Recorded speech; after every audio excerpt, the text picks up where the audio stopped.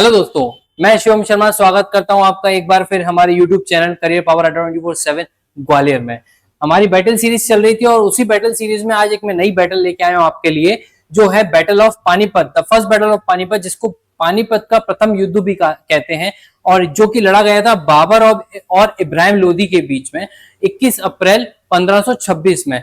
जैसे कि मैं क्या करता हूं, हमेशा बैटल में अगर बात करते हैं हम लोग तो उसके बैकग्राउंड की बात करता हूं, और उसी बैकग्राउंड से अगर बात करनी है तो पहले मैं बात करूंगा बाबर के बारे में। जी हाँ, बाबर जो इस पूरी स्टोरी के मेन कैरेक्टर हैं। बाबर की अगर मैं बात करूं तो इनका पूरा नाम है जहीरुद्दीन मोहम्मद बाबर, जिनका जन्म होता है 1483 में फरगना वैली की एक जगह है जिसका नाम है अंदीजान, अंदीजान जो आज उज्बेकिस्तान में स्थित है।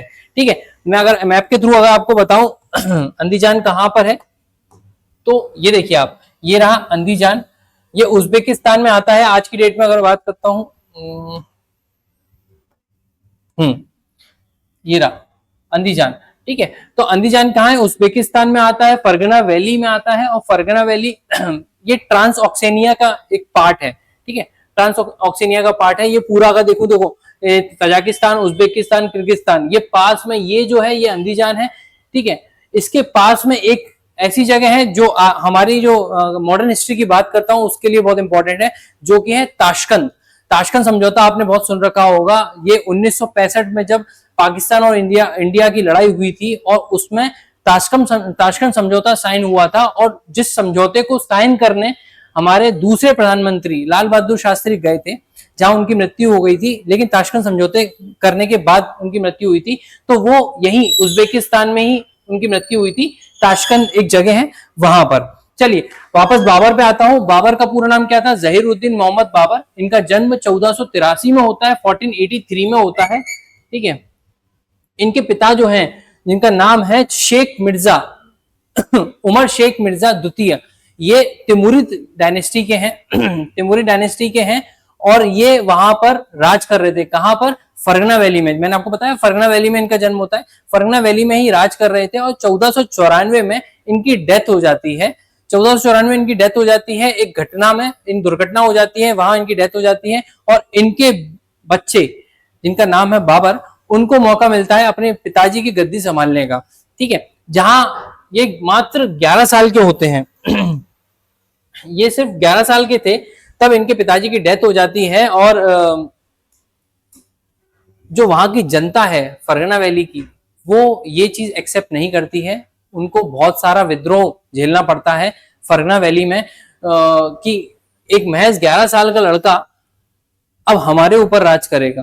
तो इस चीज को वो लोग नहीं झेल पा रहे थे। ठीक है, अगर मैं बाबर की थोड़ा हिस्ट्री की बात करता हूं, तो इनके जो एंसेस्टर्स थे, मतलब इस व्यक्ति के अंदर, बाबर के अंदर अगर मैं खून की बात करता हूं, तो दो ऐसे क्रूर शासकों का खून बह रहा था जो कि इंडिया में तबाही पहले मचा चुके थे। वो उनमें से एक थे आपके तिमूर लंग। ठीक है, तिमूर लंग जो इनके पिताजी की साइड से थे, और दूसरे थे गेंगिस खान जो इनकी माताजी के साइड से थे। ये चीज याद रखिएगा। उमर शेख मिर्जा जो हैं वो तिमूर लंग के डिसेंडेंट हैं और बाबर के पिताजी हैं। ठीक है, और चंगेज खान इनकी माताजी की साइड से थे। ठीक है, चलिए आगे बढ़ते हैं। तो फरगना वैली ये राज कर रहे होते हैं। फरगना वैली में जब राज करते हैं तो वहां की जनता का विद्रोह झेलते हैं, और उस विद्रोह के दौरान ये सोचते हैं यार इन लोगों को मुझे अपनी काबिलियत साबित करना पड़ेगी। तो मैं क्या करता हूं, समरकंद एक जगह है, समरकंद देखो मैं आपको दिखाता हूं। समरकंद ये रहा नियर बाय है। ये अंदीजान था, मैंने आपको बताया था। हाँ, ये अंदीजान था, और ये है समरकंद। ठीक है, ये भी एक बहुत अच्छी प्लेस है। आज के टाइम पे भी बहुत अच्छा है, वहां पे बना हुआ है सब कुछ। तो अंदीजान जगह से समरकंद पास में है। समरकंद में जाके ये अटैक करते हैं 1496 में। ये चीज याद रखिएगा, 1496 में ये अटैक करते हैं और समरकंद को हासिल कर लेते हैं। ठीक है, अब समरकंद को हासिल कर लिया है तो फिर क्या हुआ इनके पास? इनकी जो लाइफ थी ना, पिछले स्टार्टिंग के जो 5-6 साल थे, वो समरकंद और फरगना के बीच में झूल रही थी। कैसे? फरगना की अगर मैं बात करता हूं और समरकंद, ठीक है, इन्होंने 1496 में समरकंद हासिल किया तो फरगना खो दिया। 1497 में बाबर था कि फरगना हासिल किया तो समरकंद खो दिया। ठीक है, तो इस बीच क्या चल रहा था, झूल रहे थे ये, समरकंद हासिल करने जाते थे फरगना हाथ से निकल जाता था, फरगना हासिल करने जाते थे समरकंद हाथ से निकल जाता था। अब क्या होता है 1501 में उज्बेक प्रिंस है, मतलब ये जो हरकतें हो रही थी, फरगना फिर आपका समरकंद फिर फरगना फिर समरकंद, तो ये जो हरकतें थी ना, तो ये एक उज्बेक प्रिंस थे जिनका नाम था मोहम्मद शाहबानी, है ना, शाहबानी भी कहते हैं इनको मोहम्मद शाहबानी।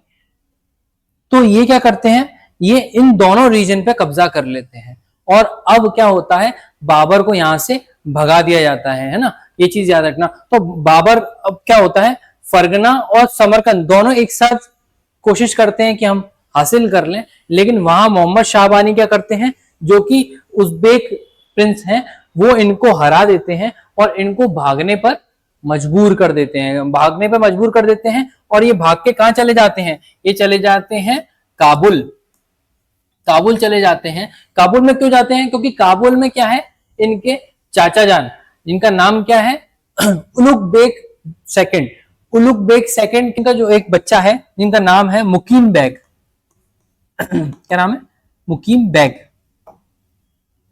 मुकीम बेग जो अर्गन डायनेस्टी के हैं, अर्गन डायनेस्टी के रूलर हैं, वो यहाँ पे रूल कर रहे होते हैं, अर्गन डायनेस्टी के मुकीम बेग, इनको हरा देते जाके। बाबर की सेना थोड़ी सी, कुछ सेना उसने अपने भतीजे की साथ में ले ली और दोनों ने जाके आक्रमण कर दिया मुकीम बेग पे और 1504 में, है ना, 1504 में काबुल फतेह कर लिया। यहाँ पर ये चीज याद रखना, काबुल फतेह कर लिया है और काबुल फतेह करने के बाद अब ये वहां शासन करने लग जाते हैं दोस्तों। 1504 में ये काबुल हासिल कर लेते हैं, काबुल जीत लेते हैं, काबुल में ये राज करने लग जाते हैं, फिर वहां रह के वहां राज करने लग जाते हैं। फिर क्या होता है 1507 में वहां की जनता जो है ना, इनको एक टाइटल देती है, वो टाइटल होता है बादशाह। ये चीज याद रखना, क्या टाइटल देती है, बादशाह। किसको टाइटल देती है, बाबर को, क्योंकि वहां राज कर रहे होते हैं, राज तरीके से कर रहे होते हैं, इसलिए इंप्रेस होकर उनको बादशाह का टाइटल मिल जाता है। अब क्या होता है 1504 1507 तक तो ये यही है, इसके बाद ये जाते हैं कहां, लाहौर। मैं आगे बताता हूं एक बार, इसमें अभी मैं यहां इसको ब्रेक मार रहा हूं, ठीक है। अब क्या होता है, ये बाबर का फेस चल रहा था, अब क्या होता है, बाबर को इनविटेशन मिलता है, किसके द्वारा, मेन चीज जो आती है वो किसके द्वारा इनविटेशन मिलती है, दौलत खान लोधी और राणा संगा। उसके पीछे भी एक स्टोरी है, वो यही स्टोरी है कि जो ये वॉर जीतते आ रहे थे ना, इससे वो क्या है, अपनी जनता में तो ये अपना इंप्रेशन झाड़ ही रहे थे, साथ में क्या कर रहे थे, और लोगों को भी इंप्रेस कर रहे थे, ठीक है। तो उसमें ही एक व्यक्ति थे जिनका नाम था दौलत खान लोधी और राणा संगा, ठीक है।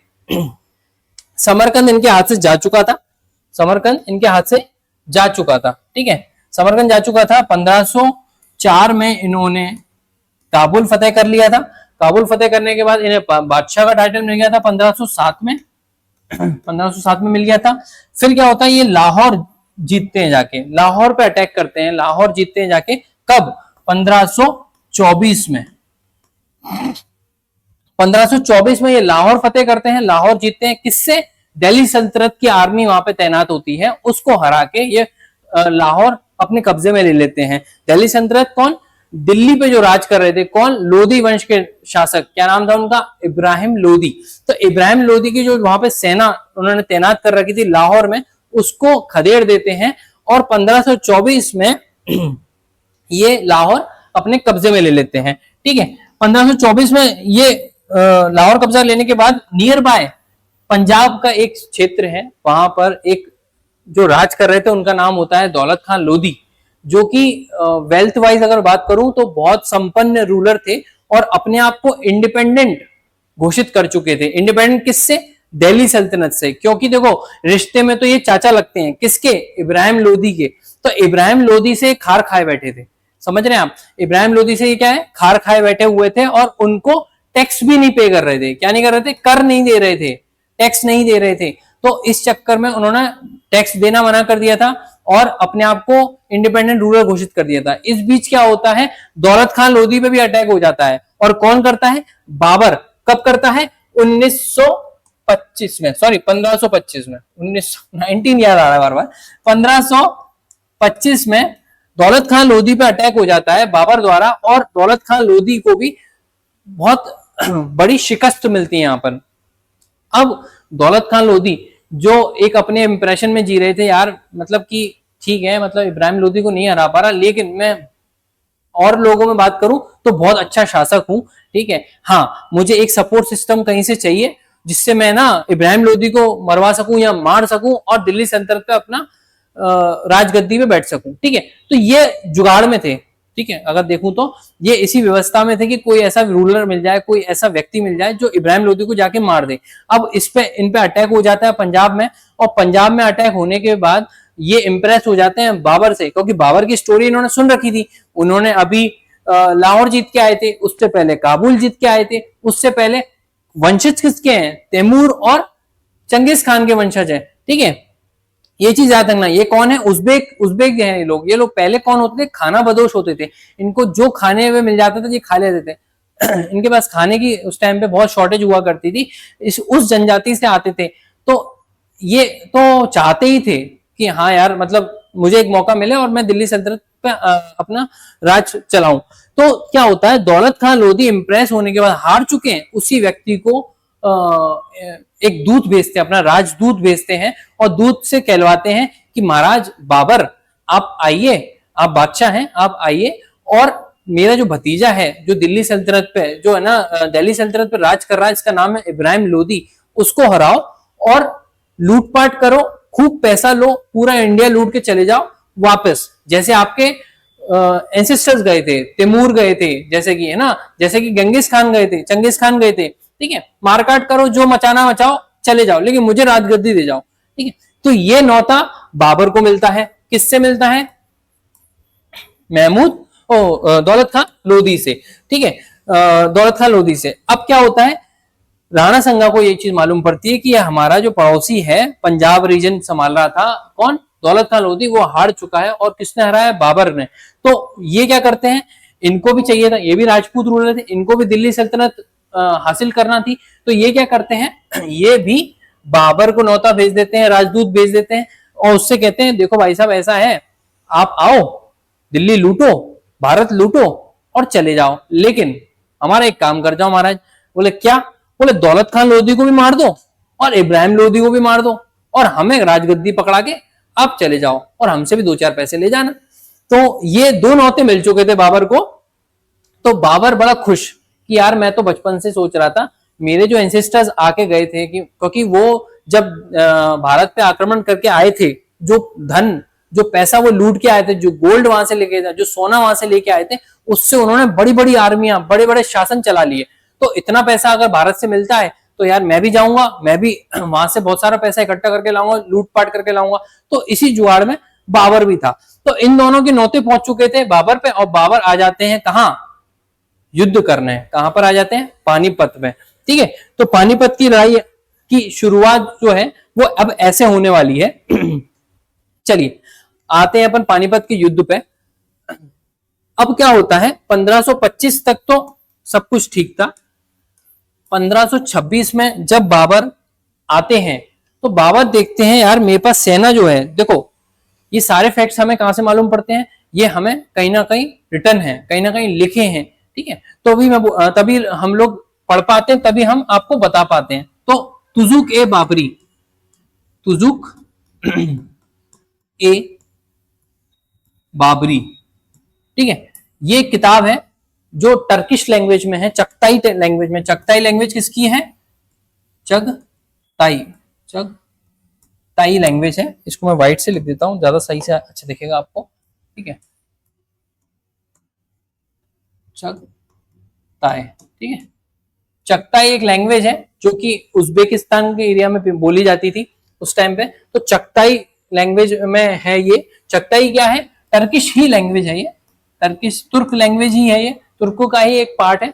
तो उस लैंग्वेज में ये तुजुक ए बाबरी लिखी हुई, और लिखी किसने है, खुद स्वयं किसने, बाबर ने, ठीक है, बाबर ने लिखी है ये तुजुक ए बाबरी तर्क लैंग्वेज में। और इससे ही हमें मालूम पड़ता है कि उस टाइम पर बाबर के पास कितनी नंबर ऑफ, मतलब नंबर ऑफ सेना की बात करता हूं तो नंबर ऑफ सैनिक कितने थे, 12,000 की मात्र संख्या, ठीक है, 12,000 की संख्या लेकर बाबर लड़ने चले आए थे। क्यों? क्योंकि उनके पास दो दो नौते थे, है ना, मैंने आपको क्या बताया था, दो दो बैकअप थे, लेकिन उन बैकअप ने कुछ नहीं किया, यहाँ पे धोखा ही मिला इनको, बाबर को।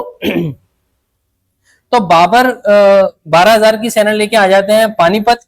पानीपत उन्होंने क्यों चुना? क्योंकि पानीपत एक ऐसी जगह थी जहां पर बाबर की जो छोटी सी सेना है वो, उसको है ना एक सपोर्ट ऐसा मिल जाएगा कि वो सामने सामने की लड़ाई रह जाएगी, ठीक है। जो 1 लाख की सेना इब्राहिम लोदी की थी वो बाबर की सेना को घेर नहीं पाएगी, तो बाबर ने पानीपत इसलिए चुना क्योंकि एक तरफ जो था वो पानीपत गांव था, ठीक है, तो वहां से एक सपोर्ट मिल गया। और दूसरी तरफ क्या था, दूसरी तरफ एक नहर थी, दूसरी तरफ एक बरसाती नाला, नदी, जो समझ सको आप, ठीक है, वो था कि बारिश हुई तो चालू, बारिश बंद तो बंद, सिंपल सी बात है।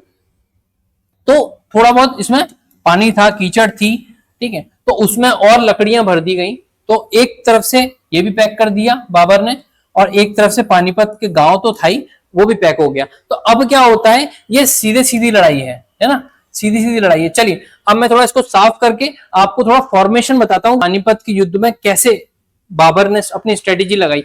अच्छा, यहां पर बाबर जो था ना, ये कहां से आते हैं, उज्बेकिस्तान में। उज्बेकिस्तान में उज्बेक एक पद्धति है, क्या है, उज्बेक, ठीक है, उज्बेक पद्धति को ही तुलुगमा पद्धति भी कहते हैं। क्या कहते हैं? तुलुगमा टैक्टिक्स, ये चीज याद रखना, तुलुगमा टैक्टिक्स। तो तुलुगमा टैक्टिक्स प्लस एक और है अरबा, ठीक है, अरबा टैक्टिक्स। ये दो टैक्टिक्स जो थी ये बाबर ने यूज करी और इस टैक्टिक्स से ही इब्राहिम लोदी को हराया। अब देखिए ये टैक्टिक्स थी क्या, तो तुलुगमा टैक्टिक्स क्या होती है, ये क्या करते हैं, ये हाफ सर्कल के डिजाइन में अपनी सेना को लगा लेते हैं, ठीक है, हाफ सर्कल की सेना में, ठीक है। हाँ, तो यहां क्या कैवेलरी खड़ी कर देते हैं लोग, अपनी कैवेलरी खड़ी कर देते हैं। अब होता क्या है, इस बीच में ये अपनी बैलगाड़ी लगा दी इन्होंने, ये सारी बैलगाड़ी है, ठीक है, और बीच में इन्होंने लगा दी अपनी तोप। अच्छा, जो बैलगाड़ी थी वहां पर इनके बंदे थे जो मस्केटियर्स थे ना, जो इनके ना बंदूकें लेके खड़े हुए थे। इनके पास क्या होती थी, मस्केट होती थी, लंबी लंबी राइफल्स जिनको कहते हैं, ठीक है, तो मस्केट होती थी सब जगह। चलिए तो थोड़ा सा ओवरव्यू दे सकता हूं मैं इससे कि यहाँ ये तो हो गई कैवलरी, पूरा कैवलरी सेक्शन जो कि तुलुगमा टैक्टिक्स में है। अर्धचंद्राकार में बोलूं तो अगर हाफ सर्कल वाली फॉर्मेशन जो है ये तुलुगमा टैक्टिक्स है, और ये जो है अरबा। अरबा क्या करती है, अरबा टैक्टिक्स क्या होती है, ये फोर्टिफिकेशन वाला काम करते हैं ना, मतलब एक फोर्ट टाइप का बना देंगे, एक किला टाइप का बना देंगे जिसको भेदा नहीं जा सकता। इन्होंने क्या किया, अपने तोपे लगा दी कि हाँ सामने से तो ये आने से रहे, ठीक है। साइड में क्या होता है, तो तुलुगमा टैक्टिक्स में कैसे काम करते हैं लोग कि यहां से अटैक किया। अब देखिए ये जो है, अगर मैं बात करूं ये लीनियर पैटर्न में। अच्छा, भारत में जितनी भी लड़ाइयां आपने देखी होंगी तो जो भी भारत की तरफ से लड़ रहा होता है उसके पास एक सिंगल पैटर्न है, वो क्या है, लीनियर पैटर्न, कि हाँ भाई हम ये सीधे खड़े हो गए चौड़े में और जाके सीधा घुस जाते थे, ठीक है। हाथापाई में मैंने आपको बताया था बहुत अच्छे होते थे ये लोग, तो हमेशा ये उसी व्यवस्था में रहते थे कि हम तो बस घुस जाएंगे और मारकाट कर देंगे जिसमें हम अच्छे हैं, परिपक्व हैं, ठीक है। तो लेकिन इस बार क्या था, ये भाई साहब लेके आए थे तोप अपने साथ में, ठीक है। तो आप सामने से तो नहीं घुस सकते, सामने से घुसोगे तो तोप से मर जाओगे। और इधर तुलुगमा टैक्टिक्स में क्या हो रहा था कि यहां से कैवेलरी अटैक करती थी, फिर ये पलटन यहां भाग जाती थी। तो ये तुलुगमा टैक्टिक्स क्या करते थे, सिर्फ दिखाते थे कि हाँ हम अटैक कर रहे हैं, ठीक है, सामने वाला एकदम डर जाए और सामने वाला अपने आप को क्या कहते हैं डोमिनेट करने के उसमें आ जाए और इनके पीछे आए। तब तक क्या होगा, ये वाली जो पलटन है ये इनको पीछे से घेर ले। तो यही स्थिति हमेशा करते थे और तुलुगमा टैक्टिक्स में ये लोग काफी सक्सेसफुल हो जाते थे और जल्दी ही लड़ाई जो है खत्म हो जाती थी। ये चीज हमेशा ये लोग करते थे, तो वही इन्होंने उस टाइम भी किया। यहां से इब्राहिम लोदी के जो हाथी थे, घोड़े थे, वो सब लोग इनके पीछे पड़ जाते हैं, तो ये पीछे से घेर लिया गया और आगे से तोपें जो थी वो आग बरसा रही थी, और आग ऐसी जो इन्होंने कभी देखी नहीं थी ना कि सुनी थी। क्योंकि जानते नहीं थे। पहली बार आर्टिलरी जो थी पानीपत में यूज हो रही थी। बारूद की अगर बात करता हूं, देखो सिंध रीजन में भेरा का एक किला है, वहां पर यूज हुआ था बारूद का। क्योंकि देखो भेरा का जो किला है ना, उसमें जो दीवारें उसकी, उस किले की दीवारें भेदने के लिए उन्होंने क्या किया था, बाबर ने बारूद लगा के उस दीवारों को फुड़वा दिया था ना, वो बारूद से उड़ा दी थी दीवारें। तो अगर ये पूछते हैं कि पहली बार बाबर ने बारूद इंडियन सबकॉन्टिनेंट में कहां यूज की थी, तो भेरा के किला में है ना। भेरा एक जगह है आज की टाइम में बात करूं तो पाकिस्तान का रीजन है, लेकिन ये पंजाब का ही रीजन था, झेलम नदी के किनारे वहां पर यूज करी थी बारूद। लेकिन अगर आर्टिलरी की बात करूं, अगर मैं मस्केट की बात करूं, अगर मैं तोपों की बात करता हूं, तो सबसे पहले कहां यूज हुई थी, पानीपत के युद्ध में। ये चीज याद रखना। तो यहां पर क्या होता है, आग के गोले बरसाए गए तोपों से, और मस्केट्स जो थी वो सीधे जाके गोलियां जो थी वो सामने वाले इब्राहिम लोदी की सेना को भेद रही थी। और एक और चीज जो इसमें नेगेटिव पॉइंट जो इब्राहिम लोदी के लिए रहा, वो था इस तोपों की आवाजें। जी हाँ, जो हाथी घोड़े थे वो ज्यादा तेज आवाज सुनने के आदी नहीं थे, और जैसे ही तोपें चलती थी तो हाथी घबरा जाते थे, बिल्कुल एकदम से डर डर के वो उल्टे पांव भागते थे। और जब वो हाथी उल्टे पांव भागता है तो वो ये नहीं देखता कि भाई मेरा दोस्त कौन है, दुश्मन कौन है।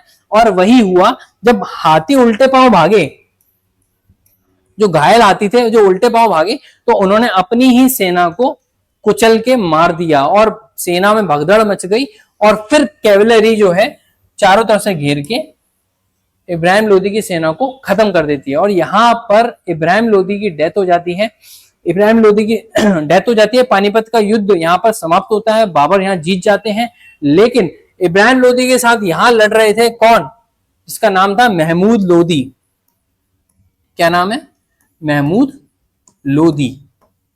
ये चीज याद रखना, महमूद लोदी लड़ रहे थे इब्राहिम लोदी के साथ, जो कि महमूद लोदी जो थे वो इब्राहिम लोदी के छोटे भाई थे। तो ये क्या करते हैं, जब भाई हार गया तो ये तुरंत भागे किसके पास, राणा संगा के पास। ठीक है, तो राणा संगा के पास जाते हैं ये, और राणा संगा के पास जाके उनसे मदद की गुहार करते हैं। अच्छा, राणा संगा मदद तो करते, लेकिन राणा संगा खुद इसी व्यवस्था में थे, क्योंकि उन्होंने भी तो कहा था कि भाई साहब आप लूटिए, इब्राहिम लोदी को मारिए और वापस चले जाइए। लेकिन यहां पर प्लान चेंज हो चुका था, किसका, बाबर का। बाबर का यहाँ प्लान चेंज हो जाता है कि यार मैं क्यों जाऊं यहां से, जब मैं यहाँ शासन कर सकता हूं अच्छा खासा। मैं क्यों जाऊं वो रेगिस्तान वाले इलाकों में, जब यहाँ हरियाली है, यहाँ पानी है, यहाँ सब कुछ है, यहाँ सोना है, यहाँ चांदी है, यहाँ करूंगा ना राज, मुगल एम्पायर बसाऊंगा। तो ये चीज राणा संगा को लगती है बुरी, और राणा संगा बोलता है यार कोई बंदा पर्शिया अफगानिस्तान से आकर, ठीक है, पर्शिया पैदा होके अफगानिस्तान से आकर हमारे देश पे राज करे और हम हाथ पे हाथ रख के बैठे हैं, तो भाई ऐसा नहीं होगा, हम भी राजपूत हैं, हम नहीं छोड़ेंगे। तो राणा संगा क्या करते हैं, अटैक करने की व्यवस्था बनाते हैं, और ये चीज मालूम पड़ती है किसको, बाबर को। तो बाबर क्या करता है, खानवा एक जगह है, खानवा जो 30 किलोमीटर वेस्ट में है आगरा के, ठीक है, आगरा के 30 किलोमीटर वेस्ट में एक जगह है, गांव है खानवा, वहां चले जाते हैं और वैसी ही एक जगह ढूंढते हैं। मैंने आपको बताया ना पानीपत क्यों ढूंढा था, जहां उनको दो तरफ से कवरेज मिल जाए। ऐसे ही खानवा गांव ढूंढते हैं, वो एक जगह है, अपने घोड़ों को बेचते हैं, अपने जो कैवलरी है उनको बेचते हैं, जो अपने समझदार व्यक्ति होते हैं जो टैक्टिक्स जानते हैं उनको बेचते हैं। उनसे बोलते हैं कि जाओ ऐसा स्थान ढूंढ के आओ, ऐसी प्लेस ढूंढ के आओ जहां से मुझे दो तरफ से कवरेज मिल जाए और सिर्फ सीधी सीधी लड़ाई हुए। तो ऐसे ही वो ढूंढ के आते हैं खानवा, खानवा में लड़ाई होती है और उसी टैक्टिक्स के साथ खानवा का युद्ध होता है, और इसमें राणा संगा हार जाते हैं। राणा संगा वैसे तो बहुत बहादुर थे, ठीक है, कहा यह जाता है कि इनका एक हाथ नहीं था, इनकी एक आंख नहीं थी, ठीक है, तो फिर भी ये लड़ाई करते थे, और जीवन में, अपने जीवन काल में ये 100 से ज्यादा युद्ध लड़ चुके थे। 100 से ज्यादा युद्ध ये लड़ चुके थे, और सिर्फ एक युद्ध हारे थे, जो कि था खानवा, ठीक है। खानवा का युद्ध ये हार जाते हैं और बाबर यहां जीत जाता। अच्छा, बाबर यहां जीता क्यों? क्योंकि पानीपत के युद्ध में जो हुआ ये राणा संगा को भी पता था, तो राणा संगा के पास भी टैक्टिक्स थी जीतने की। लेकिन हुआ क्या, अभी तक बाबर लड़ा था मुस्लिम टू मुस्लिम, ठीक है, क्योंकि लोधी वंश जो था वो भी मुस्लिम शासक थे, और ये बाबर तो है ही मुस्लिम शासक। हुआ क्या, उसने यहां पर एक ट्रम्प कार्ड खेलता है जो मजहब के ऊपर खेलता है। उसका नाम देता है, इस लड़ाई को वो खानवा की लड़ाई नहीं कहता, इसको वो कहता है होली वॉर, मजहब की लड़ाई, जिहाद वॉर। ठीक है, तो जिहाद का टर्म यहां से आता है।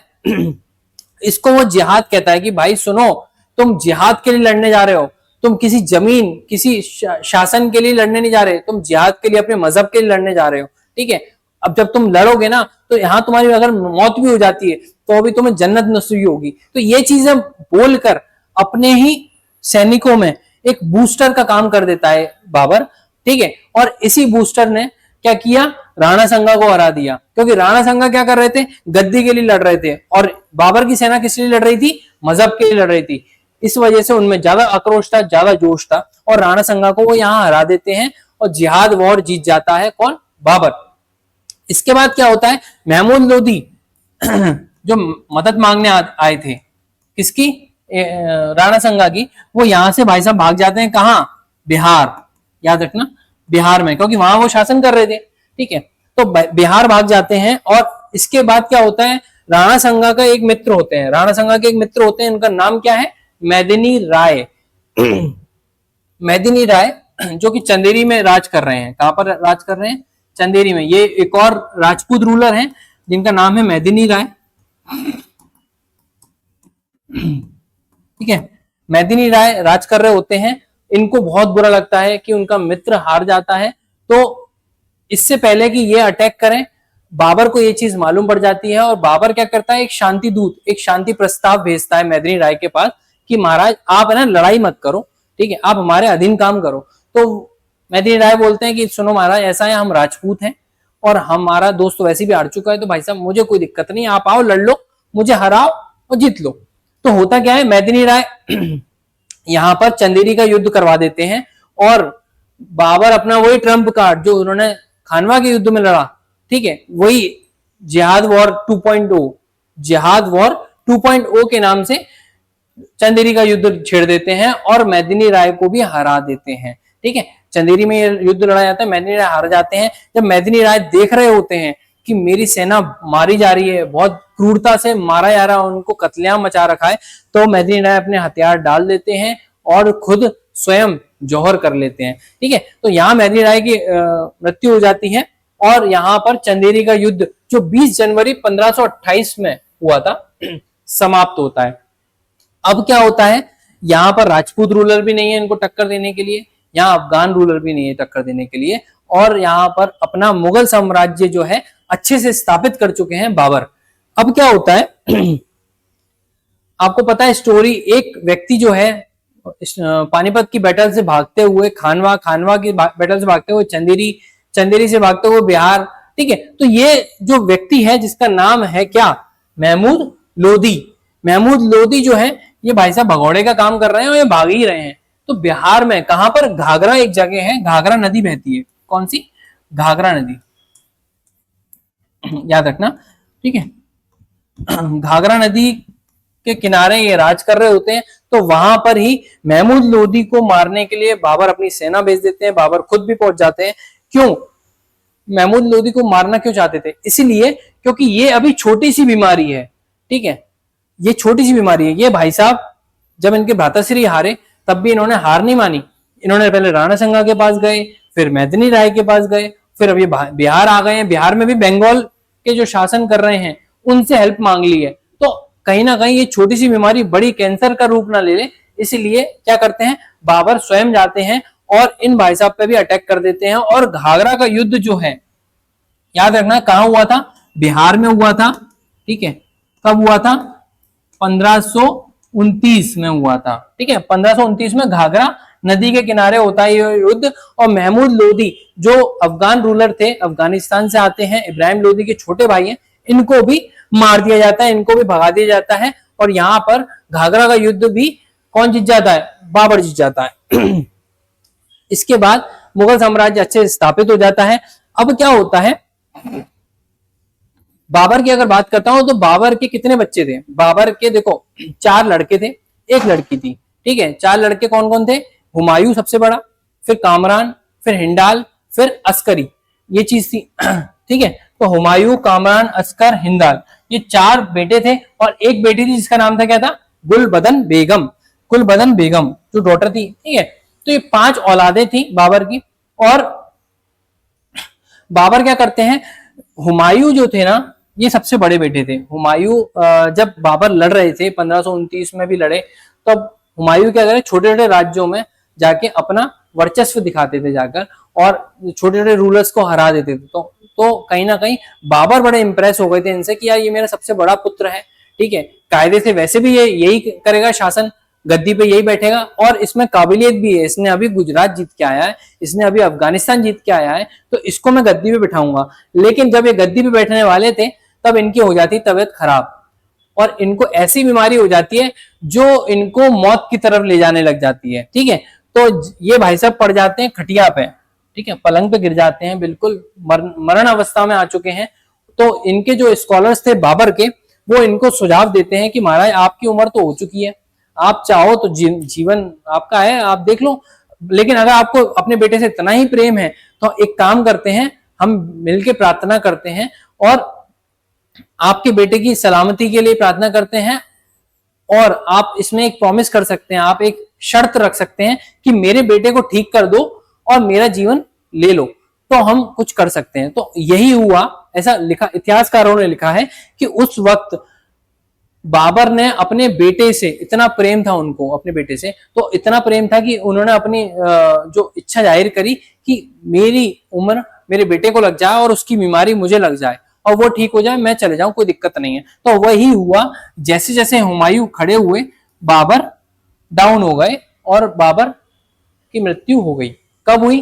1530 में। कहां हुई? आगरा में। कहां पर? तो आगरा में जब मृत्यु होती है 1530 में बाबर की, तो इन्हें दफना दिया जाता है, जल्दी जल्दी में इनको दफना दिया जाता है आराम बाग में। आराम बाग कहां पर है? ये जगह है कहां? आगरा में, ठीक है। आराम बाग कहां पर है? ये जगह है आगरा में है, वहां पे दफना दिया जाता है। लेकिन इनके स्कॉलर्स जो होते हैं, इनके जो विद्वान बैठते हैं, इनके जो कोर्ट पोएट वगैरह होते हैं, वो लोग ये कहते हैं कि आप एक काम करो, जो इनके मंत्री होते हैं वो बोलते हैं नहीं नहीं, हम अपने बॉस को है ना काबुल में दफनाएंगे इनको निकालो, काबुल ले जाना है। तो ये फिर इनको काबुल में ले जाते हैं, याद रखना है ना। तो ये चीज याद रखना, काबुल कहाँ है? अफगानिस्तान में है, ठीक है, अफगानिस्तान में है, ठीक है। काबुल में ही इनका शासन चल रहा था, याद है आपको। फरगना से भगा दिए गए थे, समरकंद से भगा दिए गए थे, काबुल में पहुंच गए थे, ठीक है। चलिए आगे बढ़ते हैं। काबुल अफगानिस्तान में बाबर को दफनाया गया था, ये चीज याद रखना। इसके बाद क्या होता है, बाबर जो थे बाबर जो थे वो अरेबिक और पर्शियन में बहुत विद्वान थे, ठीक है। क्यों? अरेबिक भी आती है, वहां सीखी हो, टर्क इनको आती ही थी। तो इन्होंने क्या किया, तुजुक ए बाबरी लिखी, ठीक है। तुजुक ए बाबरी लिखी, मैंने आपको बताया था किस लैंग्वेज में लिखी थी, ये टर्किश लैंग्वेज में लिखी थी। और टर्किश कौन सी? चगताई, है ना, चगताई, चगताई, ठीक है। बाबर को स्वयं चगताई तुर्क कहते थे, याद रखना ये चीज, ठीक है। चगताई लैंग्वेज जो टर्किश लैंग्वेज का एक रूप है, तो वो लिखी जाती है, जो उज्बेकिस्तान में बोली जाती है। तुजुक ए बाबरी लिखी, ये ऑटोबायोग्राफी है, किसकी? बाबर की है। इस ऑटोबायोग्राफी को बाद में क्या किया, अकबर ने क्या किया, इसको अब्दुल रहीम खाने खाना से कहकर इसे ट्रांसलेट करा दिया। कब? 1589 में। ये चीज याद रखना। कौन सी लैंग्वेज है? फारसी, पर्शियन लैंग्वेज में करा दिया, ठीक है। पहले कौन सी लैंग्वेज में थी? टर्किश लैंग्वेज में थी ना, चगताई टर्क लैंग्वेज में, तुजुक ए बाबरी। बाद में इसको फारसी लैंग्वेज में करा दिया और नाम भी चेंज कर दिया। क्या कर दिया? बाबर नामा। ये चीज याद रखना। अब क्या होता है, इनके जो बड़े बेटे थे, जिनके लिए बाबर ने बलिदान दे दिया था, ठीक है, थोड़ा सा यहाँ स्टोरी बताता हूँ, ठीक है। जो इनके बेटे थे, बड़े बड़े बेटे थे हुमायूं। तो हुमायूं का नाम जो है, अगर बात करूं तो हुमायूं का मतलब क्या होता है? फॉर्च्यून, ठीक है, माने किस्मत। ऐसे नाम कभी मत रखो जो नाम के बिल्कुल अगेंस्ट आपका काम हो, ठीक है। हुआ वही, इनका नाम फॉर्च्यून था, लेकिन ये मिस फॉर्च्यून थे मुगल डायनेस्टी के लिए। और इन्होंने क्या किया, ये जाके इनके पिता के मरने के बाद शेरशाह सूरी जो अफगान रूलर हैं, वो आके इनको हरा देते हैं, ठीक है। 1539 में एक युद्ध होता है, उसमें हरा देते हैं शेरशाह सूरी। उसके बाद 1540 में भी एक युद्ध होता है। ये सोचते हैं कि यार पापा की बेइज्जती हो जाएगी यार, मैं हार गया, जाके मैं हराता हूँ फिर से शेरशाह सूरी को, तो फिर से मुंह की खा के आते हैं। और इस बार तो इतनी बेइज्जती करवा के आते हैं कि शेरशाह सूरी बोल देता है, सुनो भाई साहब, जिंदा रहना है तो भाग जाओ यहाँ से, ठीक है। देश निकाल देते हैं, समझ रहे हो, देश निकाला कर देते हैं। और 1540 में ये भाग के एक राजपूत रूलर के यहाँ शरण ले लेते हैं, और वहां पर रहते रहते ही 1542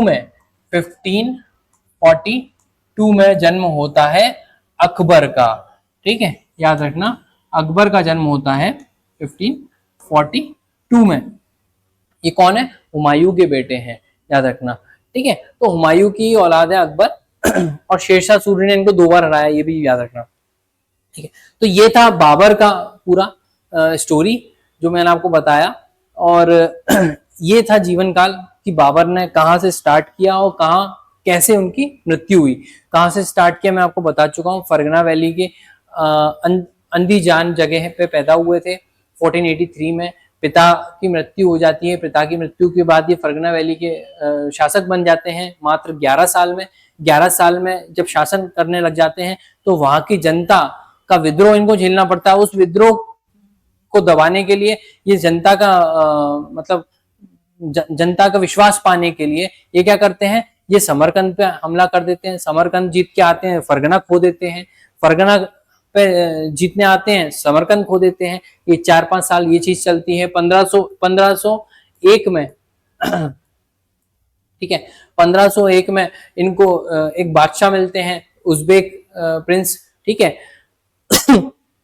बेमन शाह। वो इनको भगा देते हैं यहाँ से, ठीक है, उनको भगा के कहाँ पहुंचा देते हैं, काबुल भाग जाते हैं। ये काबुल में ये अपने भाई को ही हरा देते हैं, चाचा के लड़के को, मुकिन बेग जो अरगुन डायनेस्टी के हैं उनको हरा देते हैं। काबुल में अपना वर्चस्व दिखा देते हैं 1504 में, और वहां से शासन करने लग जाते हैं। 1507 में इन्हें टाइटल मिलता है, ठीक है। मैं अभी टाइटल पे भी आता हूं, ठीक है।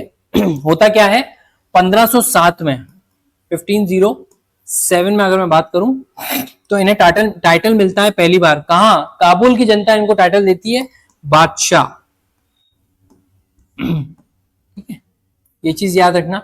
बादशाह का टाइटल मिलता है इन्हें कहां? काबुल में। इसके बाद क्या होता है, जब ये पानीपत का युद्ध जीतते हैं 1526 में, ठीक है, जब ये पानीपत का युद्ध जीतते हैं 1526 में, तब वहां की जो सेना है, वहां की जो आर्मी है, इनकी आर्मी, सामने वाली आर्मी, क्योंकि ये काल बन के आए थे, आग के गोले दाग रहे थे, आग के गोले, उनको समझ में नहीं आ रहा था ये हो क्या रहा है, ये आग के गोले कैसे आ रहे हैं, ये कैसी दैव्य शक्ति है। तो इनका नाम दे दिया उन्होंने कालंदर। ये चीज याद रखना है ना, कालंदर मतलब काल बन के आने वाला है ना, कालंदर। उसके बाद क्या होता है, ये जिहाद की वॉर लड़ते हैं 1527 में। जिहाद वॉर मतलब कि मजहब की लड़ाई लड़ रहे होते हैं, होली वॉर लड़ रहे होते हैं। और उस लड़ाई को जीतने के बाद ये टाइटल, इनको जो टाइटल मिलता है वो होता है गाजी। ये चीज याद रखना, गाजी इनको टाइटल मिलता है बाबर को। तो ये कुछ टाइटल हैं जो बाबर को मिले हुए हैं। और आपसे पूछा जा सकता है कि बादशाह टाइटल जो है बाबर को कब मिला, तो 1507 में मिला, ठीक है। किसने दिया? तो काबुल की जनता ने दिया, ये चीज याद रखना, काबुल में मिला। फिर अगर बात करें कालंदर किसने दिया, तो 1526 में दिया। किसने दिया? आर्मी ने दिया। किसने? सामने इब्राहिम लोदी की आर्मी ने दिया, ठीक है। फिर ये गाजी का टाइटल मिलता है इनको, जो कि गाजी की जो गाजी का जो मतलब होता है सबका अंत करने वाला, ठीक है।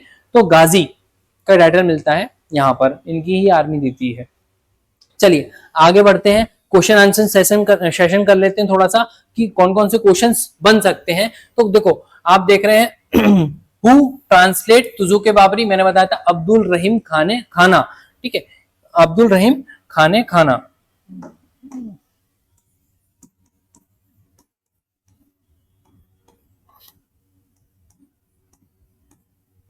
अब्दुल रहीम खान ए खाना, अब्दुल रहीम खाने खाना ने ट्रांसलेट किया है तुजुक बाबरी को बाबरनामा में। किस लैंग्वेज में? फारसी लैंग्वेज में। किसने करवाया? अकबर ने करवाया। कब करवाया? 1589 में। ये चीज याद रखना, ठीक है। चलिए, who fought against Babur in the battle of Ghaggar? Ghaghra, Ghaggar, Gogra, ये सारी वो है। कौन लड़ा? तो महमूद लोदी लड़ा। महमूद लोदी। और ये वॉर कब हुई थी? ये हुई थी 1529 में। याद रखना। कहाँ हुई थी? क्या जगह, कौन सी जगह थी? बिहार। याद रखना, ठीक है।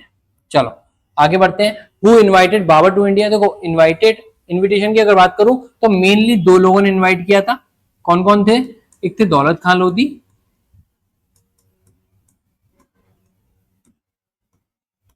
और दूसरे थे राणा सांगा। ठीक है, दूसरे कौन थे? राणा सांगा। चलिए, एल्डेस्ट सन ऑफ बाबर कौन थे? हुमायूं। याद रखना है ना। कौन थे बड़े, सबसे बड़े पुत्र कौन थे? हुमायूं। ठीक है, इनका बेटा कौन था? अकबर। ठीक है, चलो, वेयर वॉज बाबर बॉर्न? कहां हुआ था? अंदीजान। कहां पर है? उज्बेकिस्तान में। ठीक है, याद रखना, उज्बेकिस्तान में जगह है फरगना वैली में अंदीजान। ठीक है, वहां बाबर का जन्म हुआ था। कब हुआ था? 1483 में। ये चीज याद रखना, फरवरी 1483 में। बाबर मरा किस ईयर में था? तो वो है आंसर 1530। ये चीज याद रखना। 1530 में बाबर की मृत्यु हो जाती है एक रहस्यमय ढंग से। जब अपने बच्चे की के लिए वो प्रार्थना कर रहे होते हैं, उसकी जीवन की प्रार्थना कर रहे होते हैं कि वो बच जाए और मैं मर जाऊं, तो वही चीज सच हो जाती है और बाबर की मृत्यु हो जाती है। चलिए, तो ये था हमारा बाबर का चैप्टर। पानीपत की लड़ाई यहाँ हमारी समाप्त होती है। मुझे जरूर बताइएगा कमेंट में कि आपको कैसा लगा ये पूरा पानीपत का बैटल। और जल्दी ही और भी बैटल लेके आने वाला हूं मैं। हमारे लाइन से बैटल्स चल रहे हैं। पानीपत की लड़ाई के बाद अब आगे की बैटल आएगी। ये हमारे कुछ कोर्सेज हैं जो चल रहे हैं। आपको अगर बड़े मजेदार ढंग से पढ़ना है तो आप हमें ज्वाइन कर सकते हैं। हमारा फाउंडेशन बैच भी चल रहा है बैंक और एसएससी का 11 to 1 में। और अगर मैं बात करता हूँ एसएससी की, तो 4 to 7 चल रहा है, बैंक 5 to 7 चल रहा है। हमारा नया बैच अगर आपको ज्वाइन करना है वो कल से, यानी कि एक सेकेंड, चलो, हमारा नया बैच बैंक के लिए कल से स्टार्ट हो रहा है, जो 8 to 11 AM रहेगा। ये चीज याद रखना, कल से स्टार्ट हो रहा है ये बैच। तो अगर आप हमें ज्वाइन करना चाहते हैं, अगर इसी मजेदार ढंग से पढ़ना चाहते हैं, तो इन नंबर्स पर आराम से कांटेक्ट कर सकते हैं या हमारे सेंटर्स पर डायरेक्ट विजिट कर सकते हैं। ये हमारा इंस्टाग्राम, फेसबुक और करियर पावर का यूट्यूब चैनल है, इनको सब्सक्राइब कर सकते हैं। सारी इंपॉर्टेंट इंफॉर्मेशन आपको इन चैनल्स के थ्रू मिलती ही रहती हैं। ठीक है, ये था मेरा पूरा बैटल पानीपत का। अगर मैं बात करता हूँ हमारे यहाँ क्यों हम बेस्ट क्यों हैं, हम क्या चीज प्रोवाइड करते हैं, तो हम बताते हैं आपको एक्सटेंसिव क्लासरूम प्रोग्राम मिलता है। आपको 2 से 3 घंटे की रोज पर डे क्लासेस मिलती हैं। उसके बाद यहाँ पर आपको लाइब्रेरी फैसिलिटी मिल जाती है। यहाँ से आपको कंटेंट मिल जाता है, पूरा बुक्स मिल जाती है 24/7 की, टेस्ट सीरीज मिल जाती है, वीडियो कोर्स मिल जाता है, ऑनलाइन ऑफलाइन टेस्ट सीरीज मिलती हैं। बहुत सारा कंटेंट है, बहुत सारी चीजें हैं। आप आएंगे, विजिट करेंगे, तब आपको बता दिया जाएगा। मैं बस यही अपनी वाणी को विराम देता हूं और अगली बैटल के लिए जल्दी आने वाले हम लोग। चलिए, तब तक के लिए गुड बाय।